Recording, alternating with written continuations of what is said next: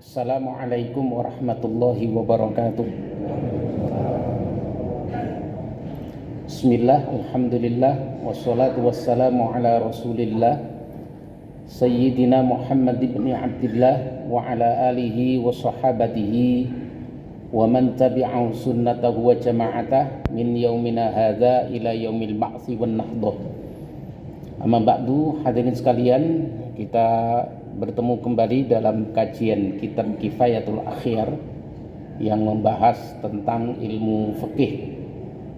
Masih membahas tentang sholat Jumat.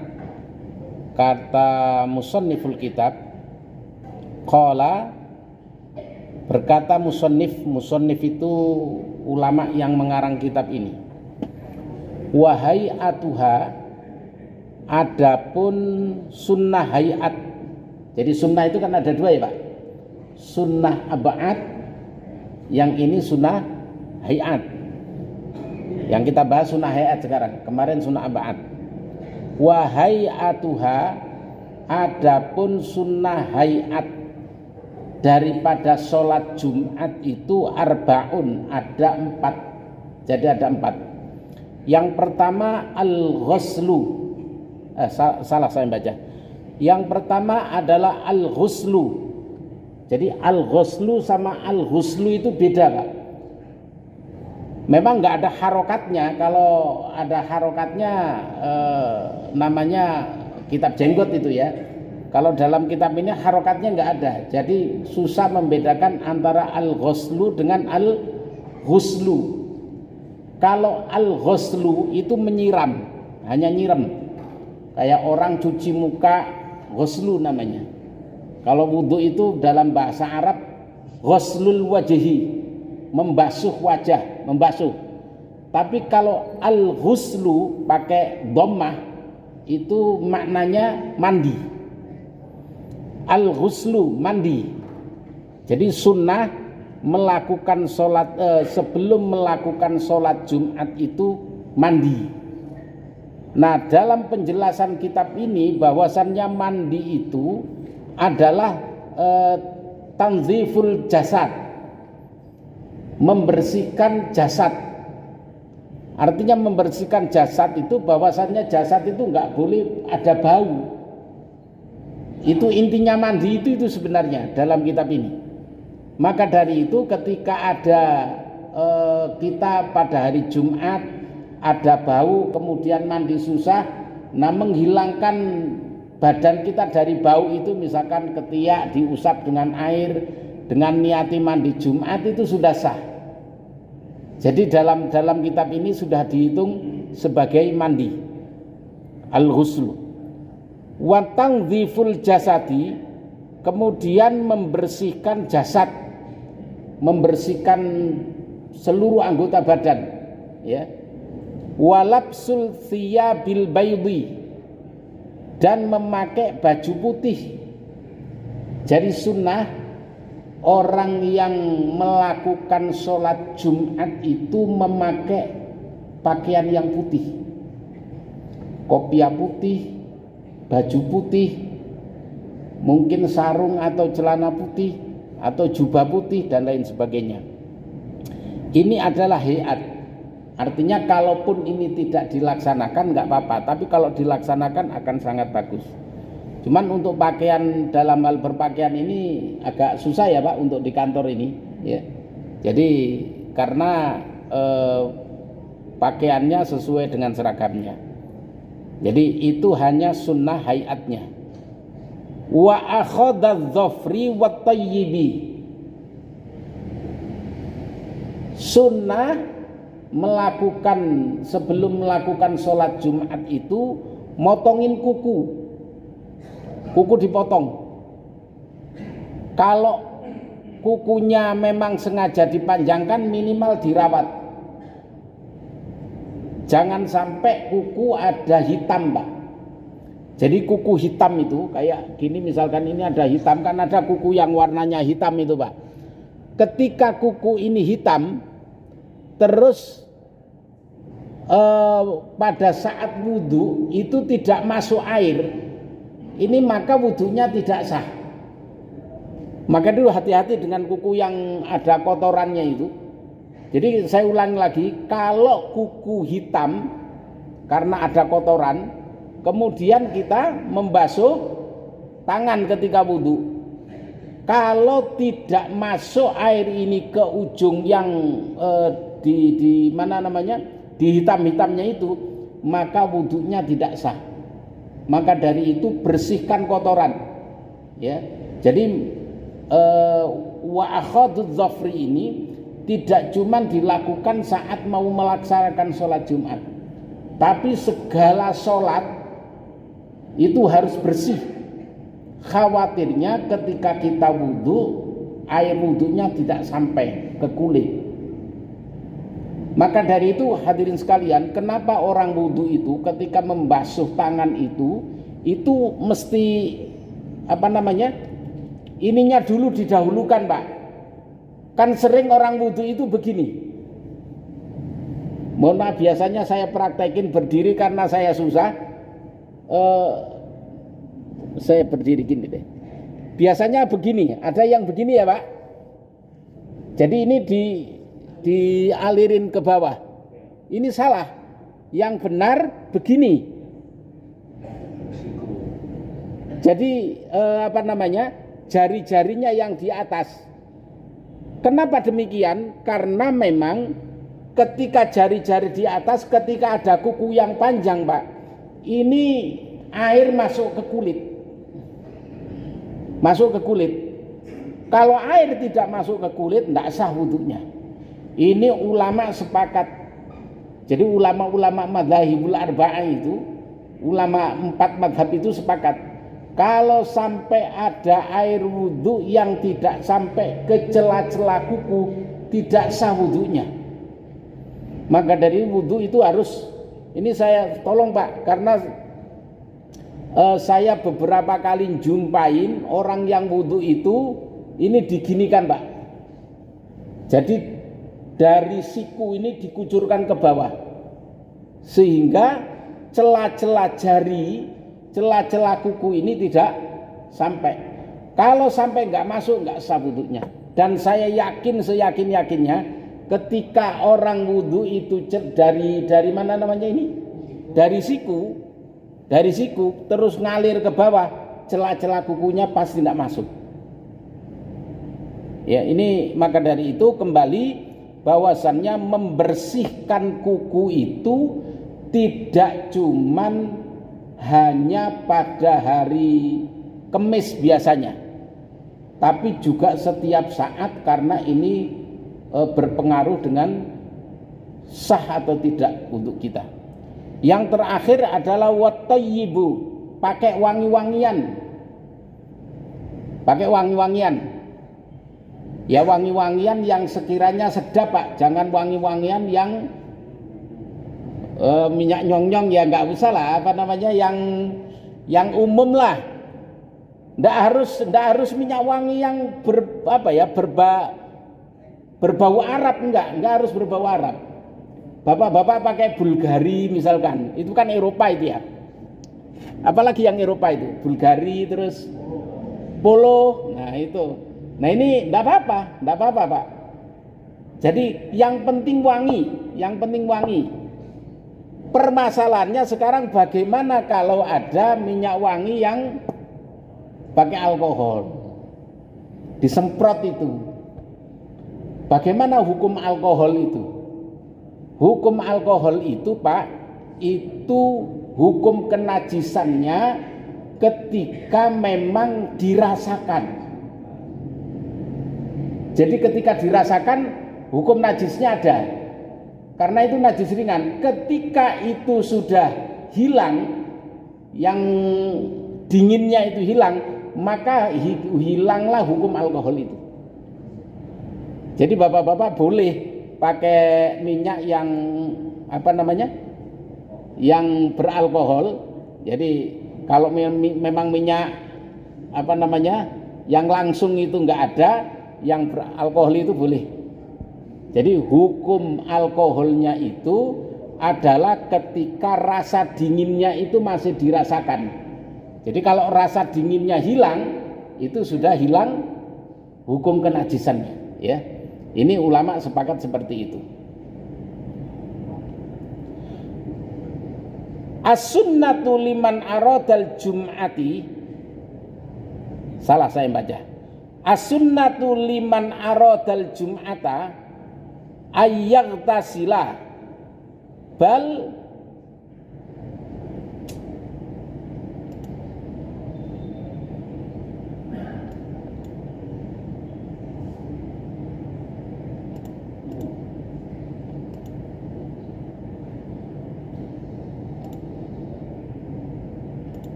sebentar ya Pak. Bal yukrahu tarakahu fi as-sakhil wajhaini fi sahihaini idza ata ahadakum al-jum'ata falyaktasil. Dalil terkait tentang sunnah mandi adalah dalil dari sahihain. Sahihain itu berarti hadis yang diriwayatkan oleh siapa? Bukhari dan Muslim. Jadi ada ini yang sering orang salah, saya kasih tahu. Ada sahihain, ada muttafaqun alaihi. Pernah dengar Pak? Ada as-sahihain, ada muttafaqun alaihi. Kalau as-sahihain berarti diriwayatkan oleh Bukhari Muslim tok. Apa bahasa Indonesianya tok itu? Saja. Jadi doang. Jadi Bukhari Muslim berarti as-sahihain. Tapi kalau muttafaqun alaih diriwayatkan oleh 3, Bukhari, Muslim dan Imam Ahmad. Jadi ini muttafaqun alaihi berarti hanya 2, enggak. Kalau muttafaqun alaihi itu Imam Bukhari, Imam Muslim dan Imam Ahmad. Nah ini kalau kita belajar kutubus sittah, 6 kitab hadis itu, ini kita akan belajar itu nantinya ya. Tapi saya pikir bapak-bapak kalau mempelajari kutubus sittah itu, 6 kitab hadis itu enggak bakalan kuat Pak. Saya aja baca kitab Sahih Bukhari ini sudah 4 tahun, itu baru jilid 1 belum selesai. Sahih Muslim saya baca tiap malam Sabtu itu sudah 5 tahun belum separuh. Udah 5 tahun ini. Ya. Apalagi kutubus sittah. Ada 6 kitab induk hadis. Nah ini sampai botak kita ya. Apa hadisnya? Ini insya Allah kita akan bahas pada pertemuan yang akan datang. Wallahu a'lam. Ada pertanyaan silakan Pak. Pertanyaan boleh apa saja. Kemarin itu ada yang tanya Japri ke saya, tapi nanti saya jawab lewat grup terkait ada pendapat ulama katanya di daerahnya itu bahwasannya sholat Jumat itu, karena ini hubungannya sama Jumat ya, sholat Jumat itu dimulai dari waktu subuh. Khawatir saya keliru, saya cari-cari di kitab-kitab itu enggak ada. Jadi yang ada itu sholat Jumat itu sebelum zuhur. Itu ada pendapat yang seperti itu. Jadi Imam Abu Hanifah itu boleh melakukan sholat Jumat itu sebelum zuhur. Kalau kita rata-rata kan zuhur, sebelum zuhur. Tapi kalau dari subuh, sehingga orang yang sholat subuhnya di masjid itu tidak boleh sholat Jumat di tempat lain, harus di masjid itu. Wah ini pendapat kalau menurut saya sadis ini ya, sadis menurut saya ya, membatasi orang sholat subuh Jumatannya di wilayah kerjanya gimana gitu ya. Monggo kalau ada nanti saya jawab. Monggo Pak. Nggih. Waalaikumsalam. Masih waktu sholat duha itu masuk waktu duha itu suruh itu atau setelah itu rakaat? Nggih. Waalaikumsalam warahmatullahi wabarakatuh.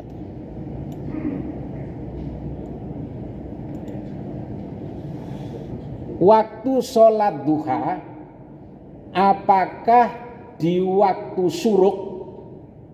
Waktu syuruk itu waktu yang matahari muncul dengan sempurna, ya, itu. Atau saat sekitar jam setelah waktu itu.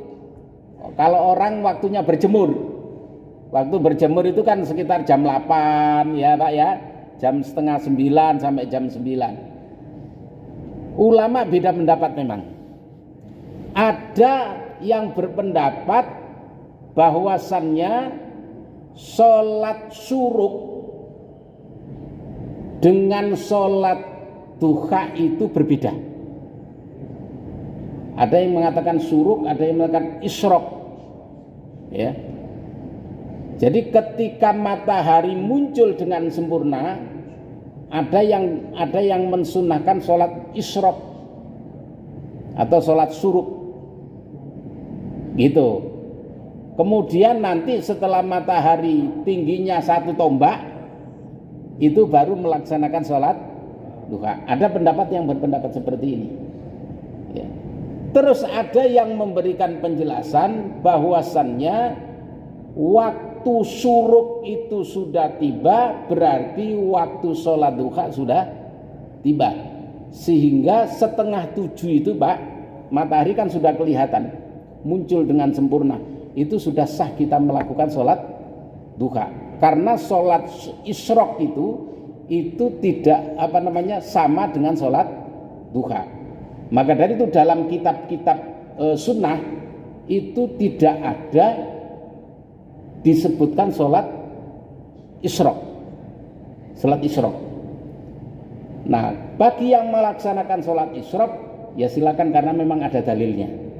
Tapi kalau yang berpendapat bahwasannya antara duha dengan isyraq itu menjadi satu, memang ada dalilnya. Ada 2 pendapat ulama ini Pak.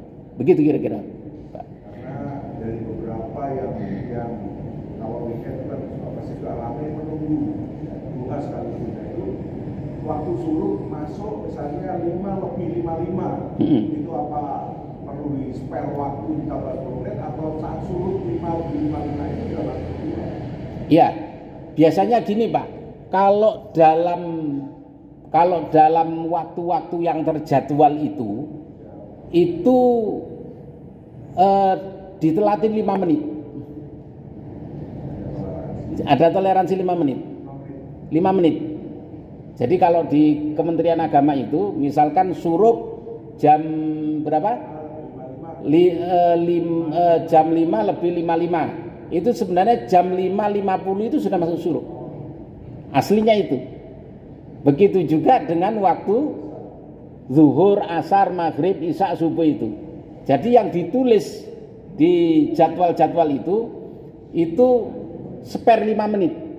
Jadi misalkan maghrib jam berapa sekarang? 18 loh 18.56 mau bisa 17.56 sebenarnya 17.51 itu sudah masuk maghrib. Jadi diundurin 5 menit supaya apa? Supaya benar-benar masuk waktu. Gitu Pak. Karena kan kita ini pakai jam. Kalau dulu itu kan persis, kenapa? Karena orang pakai patokannya pakai matahari kan. Gitu. Kalau pakai matahari sudah pasti pas. Cuman kalau kita mesti ngukur lihat matahari sudah kerepotan. Maka dari itu di Kemenak kemarin saya juga tahunya ini dari Kemenak Pak. Jadi di Kemenak itu kenapa jadwal itu kadang-kadang sudah masuk, ada yang beda, itu karena memang itu dikasih spare 5 menit waktunya. Jadi umpamanya bapak-bapak umpamanya ini jam sore biasanya yang mau asar itu ya, ini kurang 5 menit ini asar, itu sebenarnya sudah masuk asar. Andaikan bapak-bapak sholat sudah sah gitu, tapi sebaiknya tetap nunggu adzan. Gimana Pak?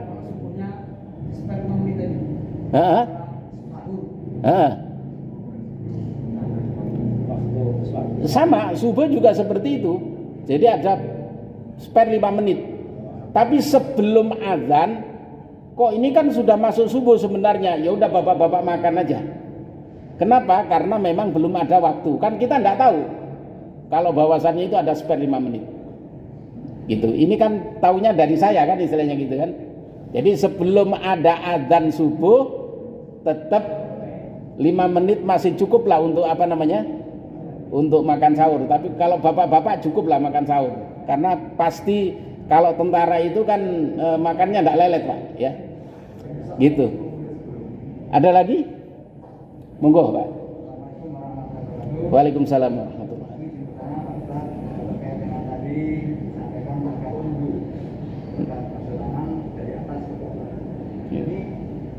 kadang kita di suatu perkampungan yang pedalaman atau kita saya di Demak kan, itu kadang-kadang ada musola yang tidak punya pancuran, dia pakai jeding.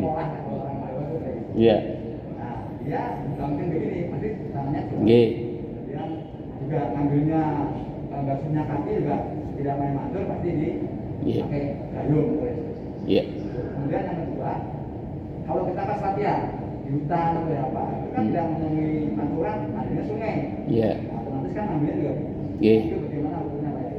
Nggih. Bagus yang pancuran atau yang itu tidak sesuai. Iya. Karena terkait dengan tadi ujung-ujung dari Iya. namanya. Nggih. Panjenengan Demak. Demak Ibu nggih. Sayung. Saya itu Wedung, Pak. Oh iya. Tiang estri tapi. Tangga. Mohon maaf Pak, mohon maaf. Jadi gini, bagaimana kalau seperti di kampung, termasuk di rumah saya Pak. Di rumah saya itu pakai jeding. Mungkin orang Jakarta nggak tahu jeding. Jadi bak mandi. Kalau bak mandinya mencukupi 2 kulah, maka boleh. Jadi dicelupkan dulu jari-jarinya, setelah itu sampai siku. Karena intinya adalah kenapa harus jari itu di atas? Karena memang supaya celah-celah kuku kulit itu kena air. Begitu juga dengan di sungai. Di sungai itu ini dulu. Tapi kalau kemudian sambil digirikan sehingga air ngalir, enggak apa-apa. Jadi intinya membasuh tangan itu saat kulit di dalam kuku ini harus kena air. Intinya itu. Jadi kalau diginikan pakai pancuran itu nggak masuk kan, pasti hampir dipastikan nggak masuk. Gitu Pak, ngaten nggih. Ada yang lain? Monggo. Nggih. Dua Pak. Ya. Saya pernah dengar dari Ustaz, kan sholat duha itu katanya kan sunnah. Ada yang melaksanakan 4 rakaat sampai 12 rakaat. Itu ada yang mengatakan sholat duha itu tidak harus rutin dilaksanakan. Karena sunnah. Nanti kalau mau kita laksanakan dari Senin sampai Minggu, sampai Senin lagi, nanti dianggap wajib. Baik. Sholat duha itu bukan cuma sunnah Pak, tapi sunnatul muakkadah. Artinya rutin dilakukan oleh Rasulullah. Karena ada kalimat rutin berarti Rasulullah melakukan tiap hari. Memang pernah Rasulullah tidak melakukannya supaya untuk mengambil jeda bahwasannya sholat duha itu tidak wajib. Pernah Rasulullah tidak mengatakan. Jadi Rasulullah sengaja tidak melaksanakannya. Jadi supaya tidak dikatakan wajib. Jadi sunnatul muakkadah itu adalah sunnah yang paling sunnah. Nah, termasuk kenapa Rasulullah tidak mau terawih sebulan full, karena supaya tidak dianggap wajib. Gitu, tidak dianggap wajib. Jadi bapak-bapak kalau sholat terawihnya full, di sini bapak-bapak rata-rata terawihnya full ya. Wah itu bid'ah itu. Bid'ah itu. Wa kullu bid'atin dhalalatun. Setiap bid'ah itu sesat. Wa kullu dhalalatin finnar. Setiap sesat masuk neraka. Jadi sholat tarawih itu yang rutin itu masuk neraka. Ya enggak Pak, itu ada kajiannya tersendiri yang mungkin sudah pernah saya sampaikan. Gitu nggih Pak? Ada lagi? Cukup, nanti diperbanyak ditanyakan di grup Majelis Imam Bukhari. Al-Fatihah. Alhamdulillah.